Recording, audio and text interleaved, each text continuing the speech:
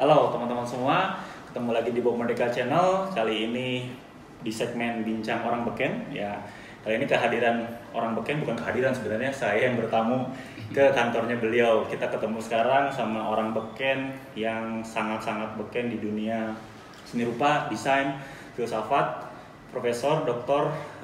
Yasraf Amir Pilihan. Ya, Pak Yasraf, apa kabar Pak? Baik. Nah, senang sekali kita kali ini bisa bincang-bincang langsung sama beliau. Ngomong-ngomong, teman-teman juga pernah lihat mungkin di vlog sebelumnya saya bicara tentang bukunya beliau, Hipersemiotika. Nah, ini langsung ketemu sama Pak Yasrafnya, Yasraf hidupnya nih. Kalau ini kan bukunya. Nah, Pak Yasraf, terima kasih waktunya sebelumnya. Ini menyempatkan untuk Bob Merdeka Channel, untuk viewer Bob Merdeka. Nah, mungkin yang saya awali pertanyaannya, Pak, Bapak bikin buku Hipersemiotika ini buat apa, Pak? Pertanyaan susah. Oh, pertanyaan susah. Karena bikin buku untuk apa yang pasti kan untuk dibaca ya. Betul. Nah, kalau orang membaca buku berarti kan membaca itu kan juga ada tujuannya. Ya.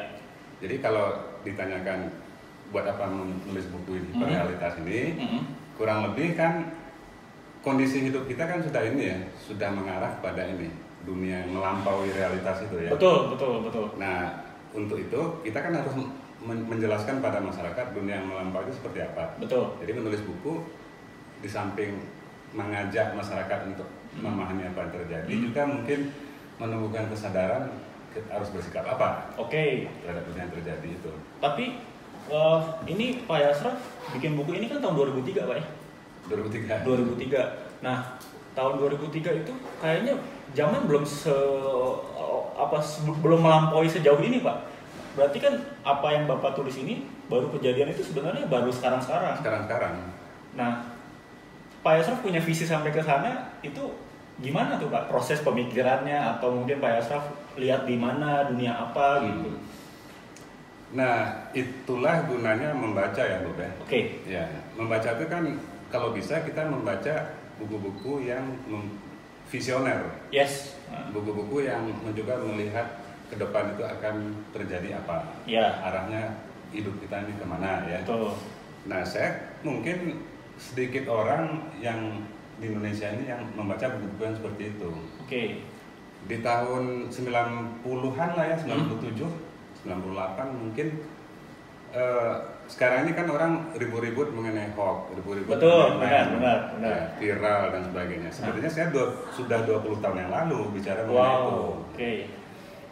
Artinya buku ini mungkin ada bukan saya takabur ya. Ada sedikit nuansa prediksi di situ ya. Betul, futurolog Pak ya? Future vision lagi. Ya, future vision, betul. Ya, melihat ke depan itu akan kurang lebih akan terjadi begini. Walaupun gambarannya masih sama-sama gitu. Betul. Nah, sekarang jelasnya yaitu yang apa yang sekarang kita alami sebagai hoax, sebagai online, sebagai viral, ya, meme dan sebagainya. Betul, dunia meme, betul. Ya, sekarang sosoknya sudah lebih jelas. Lebih jelas, benar Pak. Ya, karena waktu tahun 2003 ini teman-teman, nah jadi tadi kuncinya salah satu poinnya dari Pak Yasraf, bagus banget. Poinnya adalah kita harus budayakan baca ya, terutama baca-baca yang ya akhirnya kita punya visi yang lebih jauh. Nah, itu juga poin penting dari Pak Yasraf nih. Kemudian waktu saya baca buku ini, Pak, ngomong-ngomong tahun 2003 itu saya masih SMA, Pak. Nah, SMA ya. Baca buku ini itu karena pengen masuk SLITB, Pak. Nah, terus nggak kesampean. Itu lain cerita. Jadi untung nggak kesampean. Kenapa gitu, Pak? Ada apa di Ya, kalau kesampean, Bob belum tentu seperti sekarang. Oh, benar. Amin. Benar.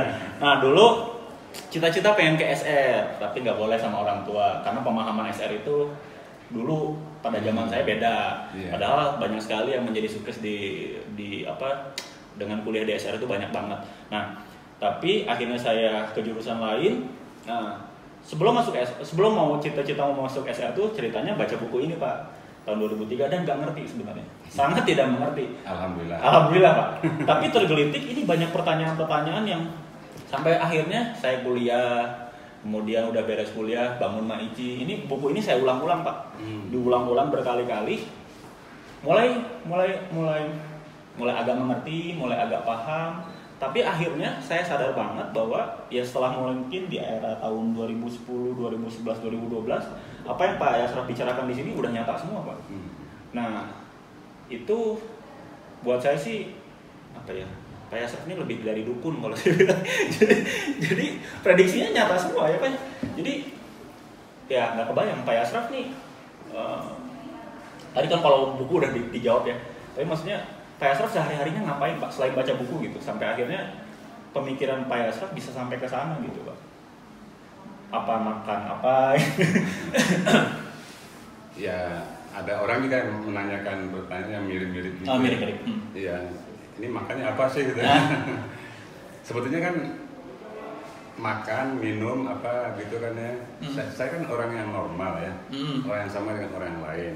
Ya makan makanan yang sama ya. Tapi mungkin yang tidak normal itu mungkin adalah memakan gizi intelektual. Gitu. Wow, ya. Bagus bahasanya gizi intelektual ya. Ya artinya gizi intelektual itu kan harus ditumbuhkan ya, harus dikumpulkan, dipupuk lah gitu kan melalui ini ya, melalui baca. Melalui baca. Jadi kita harus membaca buku-buku yang bergizi. Gitu. Nah ini yang saya tidak tahu ya, mungkin banyak di antara teman-teman kita yang suka bacanya kan buku-buku yang provokatif, buku-buku yang cepat membuat senang gitu ya. Padahal kalau saya justru membaca buku-buku yang membuat saya menjadi berpikir, menjadi mempertanyakan, menjadi curiga seperti itu ya. Nah saya membaca buku-buku yang begitu. Bener nggak 20 tahun ke depan akan begini? Saya kan tentunya kan nggak percaya aja ya. Dengan buku itu juga saya nggak percaya, belum tentu percaya gitu. Tetapi itu yang membuat saya berusaha untuk ini ya, untuk menghasilkan pemikiran yang juga mencoba membuktikan bahwa itu kemungkinan bisa benar. Gitu. Oke. Nah kan gara-gara gizi tadi kan ya. Gizi pengetahuan. Iya. Oke. Wow.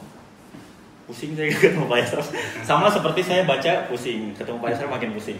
Maksudnya dalam artian positif, jadi makin tergelitik untuk mencari ilmu pengetahuan lebih banyak ya. Kemudian ini kan waktu pas saya baca Pak tahun 2003 dan diulang-ulang itu hipersemiotika ini sendiri itu diskursus yang belum beres Pak ya. Belum tuntas gitu. Apa sekarang sudah tuntas apa gimana Pak? Tidak akan pernah tuntas ya. Tidak akan pernah tuntas. Oke. Kenapa Pak? Iya, karena istilah hyper itu kan istilah melampaui sesuatu. Kalau ke realitas berarti kan melampaui realitas yang ada. Nah setelah melampaui itu, sekarang kita kan yang kita sebut dengan dunia online, dunia virtual, dunia cyber itu kan yang disebut dengan dunia melampaui kenyataan. Betul. Ya. Nah nanti ada kemungkinan ada dunia lagi nanti yang melampaui cyber itu. Kita hyper cyber kali ya? Hyper, oke. Double hyper. Oke. Yang namanya perubahan akibat dari apa ya? Dalam hal ini kan teknologi ya. Itu kan tidak pernah berhenti. Nah artinya yang namanya melampaui kenyataan itu sesuatu yang tidak akan pernah berhenti selama orang masih berpikir, masih meneliti, masih menciptakan alat dan seterusnya gitu. Siap. Berarti Pak Yasraf sendiri itu masih mengkaji terus nih? Atau mungkin ada buku berikutnya? Sekarang lagi nulis buku atau gimana Pak? Masih. Ya. Masih? Saya masih terus mengikuti ini perkembangan yang terjadi ya.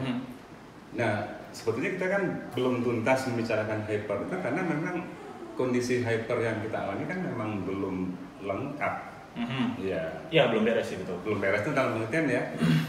Kita kan masih menganggap yang hyper itu kan masih nonton di layar itu kan. Layar TV, layar HP, layar tab, layar segala macam layar lah. Itu yang kita sebut hyper kan. Padahal pengertian hyper yang lebih futuristik itu adalah gambar itu nggak lagi di layar, gambar itu di udara ini seperti hologram. Kita baca informasi nggak lagi di flat gini ya, langsung di udara ya. Di udara. Mungkin di film-film futuristik sudah ada. Iya sudah ada. Matrix segala macam sudah ada gitu ya. Tapi dalam kenyataan kan di kita kan belum ada yang gitu. Nah ke depan hyper yang layar ini sekarang kan dunia kita sekarang ya. Nanti ada hiperrealitas artinya melampaui layar ini. Melampaui layar ini ya. Iya. Itu nanti dunia itu disebut itu gambar di dalam udara gitu ya. Dan di dalam layar. Jadi tidak akan pernah berhenti. Tidak akan pernah berhenti ya. Iya. Nah itu PR-nya teman-teman, tidak akan pernah berhenti.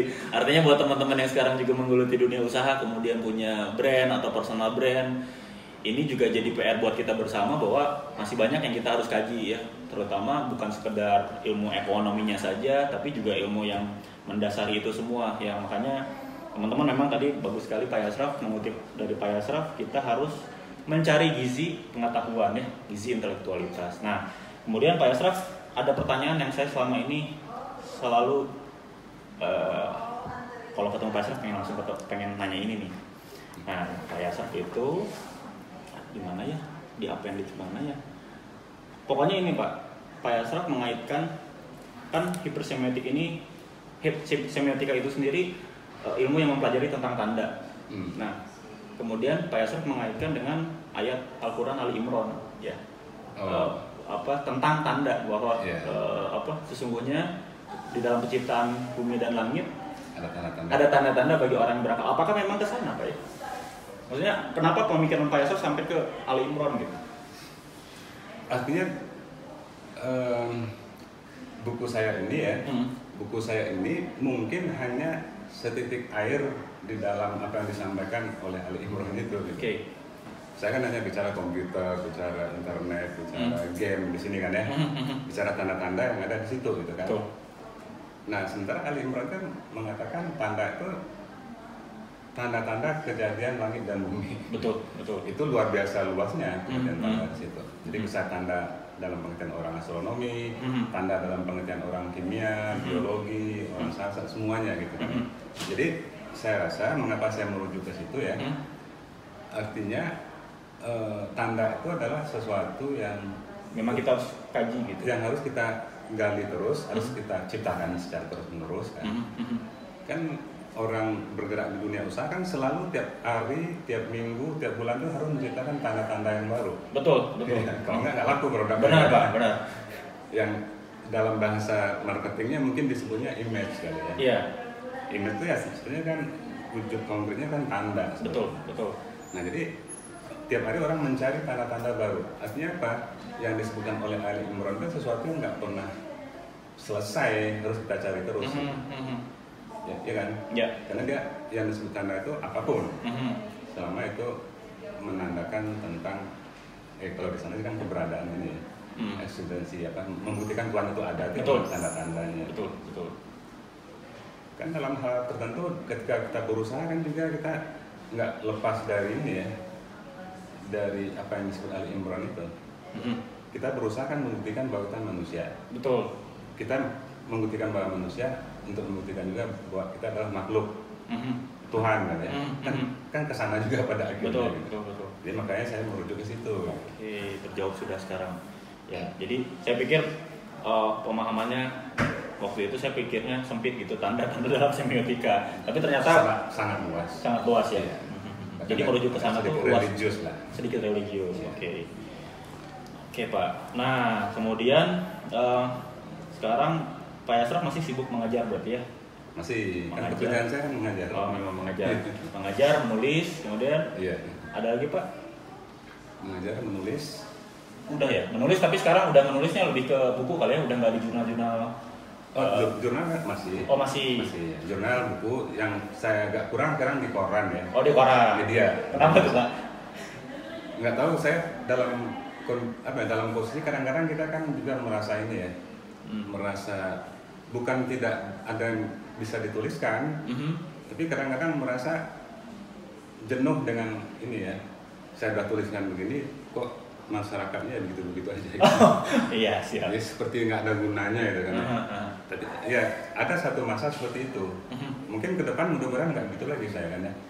Akan nulis lagi. Ada orang-orang seperti saya yang ngulik dari SMA Pak, tenang Pak, masih ada. Masih ada harapan Pak. Harus tetap nulis Pak. Karena mungkin saja ada orang-orang seperti saya yang mungkin ide Maichi itu sendiri bukan hasil dari hasil dari plok-plokan baca buku ini, tapi apa yang Bapak sampaikan di sini di buku ini itu membuat saya punya ilmu untuk bermain dengan tanda, kemudian di masa depan seperti apa itu berguna banget Pak di usaha Maichi. Kalau saya pribadi justru ini saya kalau nyampein ke istri sering banget ini, bahkan dalam bertahun-tahun kita masih belum nikah juga ini ngebahas terus Pak tentang Pak Yasraf, tentang Indosemetika ini ngebahas terus gitu sampai Pak Yasraf ini siapa sih gitu, emang kamu kuliah di mana sampai begitu Pak. Nah jadi saya harap Bapak meneruskan untuk menulis Pak. Jadi bukan berarti saya setahun atau beberapa bulan terakhir nggak menulis ya. Jadi saya tidak menulis di media massa. Oke. Saya beralihnya menulis buku. Oke. Menulis jurnal. Bahkan lebih intens. Oh lebih intens. Lebih seru. Lebih menyita waktu ya. Sehari saya harus baca sekian buku. Kemudian hasil pembacaan itu kan dituliskan. Bahkan lebih intens saya menulis sekarang. Oh, makin larut di situ Pak ya? Makin larut, tapi bukan tulisan media massa. Oke, siap. Ini dua hal yang berbeda ya. Dua hal yang berbeda. Oke, iya. Siap. Ya, saya sepakat Pak. Lebih baik ke situ Pak. Jadi bakal ada karya-karya baru dari Pak Yasraf. Kita doakan umur panjang, sehat terus supaya beliau menelurkan banyak ilmu pemikiran-pemikiran beliau yang nantinya kita bakal pakai untuk usaha, untuk bukan usaha aja sih sebenarnya, buat macam-macam lah ya, buat segala macam yang akhirnya ilmu pengetahuan ini bisa dikaji sampai banyak hal yang bermanfaat buat banyak orang gitu ya. Nah, terakhir Pak, ini kalau di Bob Medical Channel itu harus ada setiap bincang orang beken, setiap yang diwawancara sama saya Pak, itu harus makan maici Pak. Nah ini makan maici ya. Jadi kita kerjain dulu Pak Yasraf. Apaan lagi coba? Ya. Nah, ini Pak. Silakan. Pak Yasraf mau ngomentarin dulu boleh. Makan dulu kan ngomentarin dulu. Ngomentarin dulu deh. Ngomentarin dulu dari sisi Pak Yasraf. Asik. Apa komentar apa nih? Bebas Pak. Bebas. Ya, pertama saya mungkin karena bidang saya adalah semiotika ya. Oke, nah. Saya komentar dari segi itu dulu. Asik. Ya. Saya rasa kemasan, mungkin tidak hanya kemasan ya, ada logo, ada kemasan, ada caption, ada teks sini. Nah, menurut saya secara keseluruhan ini sangat etnik banget gitu. Oke. Sangat etnik itu artinya sangat membawa kearifan lokal, baik dari cara menggambarnya, baik dari sosok yang digambarkan, baik dari tipografinya. Tipografi. Ini full menggambarkan ini apa yang disebut sebagai tanda-tanda lokal ya, tanda-tanda lokal. Mungkin juga dari warnanya, gitu. Jadi secara semiotis ya, saya melihat ini sangat total. Kan fungsinya tanda itu kan merepresentasikan. Iya, betul. Nah ini sangat total, komprehensif, mungkin lengkap, merepresentasikan, menggambarkan apa yang disebut dengan kearifan lokal, budaya setempat. Dalam ini tentunya adalah ya pastilah budaya ini ya Kesundaan Pak, kan? betul. Bahkan dari warnanya ada di sini daun, ada di sini warna yang begitu sangat Sunda. Jadi komentar saya seperti itu ya. Siap. Totally ethnic. Totally ethnic. Saya orgasmik dengarnya langsung totally ethnic maici, totally ethnic. Oke. Nah, sekarang langsung dimakan aja Pak. Saya bukain Pak. Nah, ini teman-teman saya bukain buat beliau yang basreng, bakso ikan goreng ya. Silakan. Level berapa nih? Ini level 5 Pak. Oh 5. Level 5. Silakan Pak. Apa basreng, bakso ikan goreng. Bakso ikan goreng.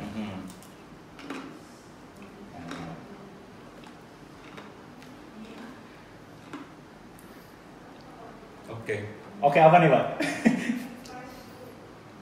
Kemasan kan etnik ya. Tanda kan tidak hanya gambar. Tanda itu juga bisa berupa taste, berupa rasa. Ya.